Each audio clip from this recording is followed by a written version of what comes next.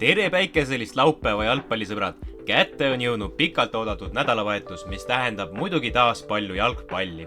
Näiteks lähevad juba täna kell 19.30 meil koduliigas vastamisi Flora ja Tallinna Kalev. Kas Kalev suudab oma head minekut tänavu liigas suure Flora vastu jätkata? Andke meile kommentaariumis teada. Kuupäevaks on meil täna 27. mai ning episoodi numbriks 11. Nagu ikka käime koos teiega üle värskemad jalgpalliuudised ning heidame pilguga eilsete mängude tulemustele. Eilsete mängude osa meie sarjast jääb täna eriti lühikeseks, sest eile sai klubi tasemel ja tippjalgpalli näha vaid Itaalias, kus Serie A's läksid vastakuti Sampdoria ja Sassuolo. Kohtumine lõppes 2-2 viigiseisul ning viimasel tabelireal paikneval Sampdorial enam liigas püsima jäämisvõimalust pole. Sassuolo asub aga liigas 13. tabeli positsioonil. Ilma võiduta on Sassuolo nüüd 5 ja Sampdoria 10 liigamängu järjest. Kolmes Eesti linnas toimunud kuni 17-aastaste neidude jalgpalli Euroopa meistrivõistluste finaalturniiril võitis esmakordselt Prantsusmaa koondis, kes alistas reedeses finaalis Alle Coq Arenal Hispaania 3-2. Eesti koondis sai kodusel finaalturniiril 3 kaotust, kui jäi Šveitsile alla 0-4, Saksamaale 0-5 ning Hispaaniale 0-6. Nädal tagasi rääkis 31-aastane Eesti koondise raudvara Tamm Õhtulehele antud intervjuus, et klubi ei kasutanud võimalust tema lepingu pikendamiseks, mistõttu triivib eestlane vabaagendi staatuse suunas. Klubi president Gigi Bekali kinnitas Rumeenia väljaandele ProSport, et Tamm ning 14 mängijat ei jätka pärast hooaja lõppu enam meeskonnas. Ma toon meile 2 uut keskkaitsjat. Unustage ära see Tamm, tema ei mängi enam FC SPs. Ma ei ole sellisest jalgpallurist enam huvitatud. Kui ma tahaksin teda enda meeskonda, siis oleks meil leping juba sõlmitud. Saime temaga töö tehtud, aga ma mõistsin, et ma vajan paremat mängijat.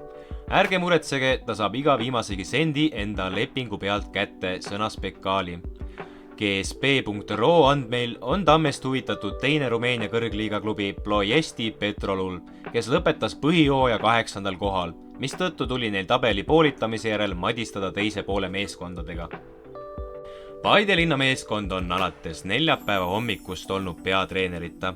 Kui veel kolmapäeva Tallinna Kaleviga tehtud 1-1 viigi järel ütles Kaarel Voolaid, et ta ei anna alla, siis päev hiljem oli ta juba ametist prii. Paide uueks juhendajaks võib saada endine Levadia treener.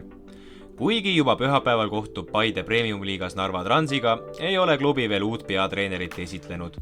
Soccernet.ee-le teadaolevalt on peamine kandidaat Voolaidi mantlipärijaks saamisel 33-aastane serblane Ivan Stojkovits.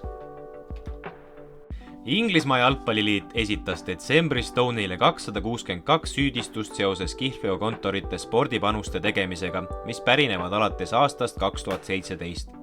Tony võttis 232 süüdistust omaks ning 17. mail kinnitas kohalik vutiliit, et ründaja jääb palliplatsilt eemale kuni järgmise aasta jaanuari keskpaigani.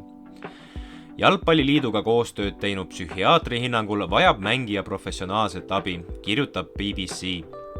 Tony pole kordagi osalenud kokkuleppe mängus, ent on teada, et inglane panustas 13 korda enda meeskonna kaotuste peale ajavahemikus august 2017 kuni märts 2018.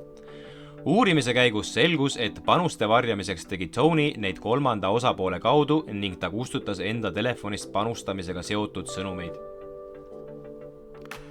Meediaväljaande Daily Maili kohaselt on Real Madridile pakutud võimalus sel suvel enda ridadesse tuua Tottenhami ründaja Harry Kane, kuid mees ei tuleks klubile soodsalt. Vastu soovib Tottenham nii raha kui ka Eden Hazardi mängija õigusi. 29-aastase Kane'i leping lõpeb Tottenhamis järgmisel suvel ning see on tõenäoliselt viimane võimalus klubil ründaja pealt raha teenida. Klubi ei soovi aga oma staarründajat Inglismaale müüa, kus suurt huvi on välja näitamas Manchester United. Selle asemel pakutakse meest hoopis Hispaaniasse. Ma ootan veel 5 head aastat City's.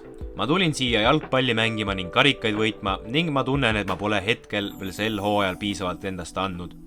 Tulen järgmise hooajal tagasi paremas vormis kui kunagi varem, sõnas Manchester City poolkaitsja Calvin Phillips. Real Madridi poolkaitsja Marco Asensio on otsustanud klubist suvel tasuta lahkuda. väljaanne Relevo teatab, et Asensio on otsustanud Reali pakutud uuest lepingust keelduda ning kavatseb tulevastel nädalatel mõne uue klubiga lepingu sõlmida. Tema agent Jorge Mendes oli eelnevalt Realiga uue lepingu osas läbirääkimisi pidanud juba detsembrist saati, kuid siiski otsustas mees lõpuks klubist lahkuda. Ja ongi meie saateaeg tänaseks otsa lõppenud, tänud teile kõigile vaatamast ning nagu alati, kui te tahate meid toetada, siis likeige, kommenteerige ning subscribe'ige meie kanalile. Jälle nägemiseni!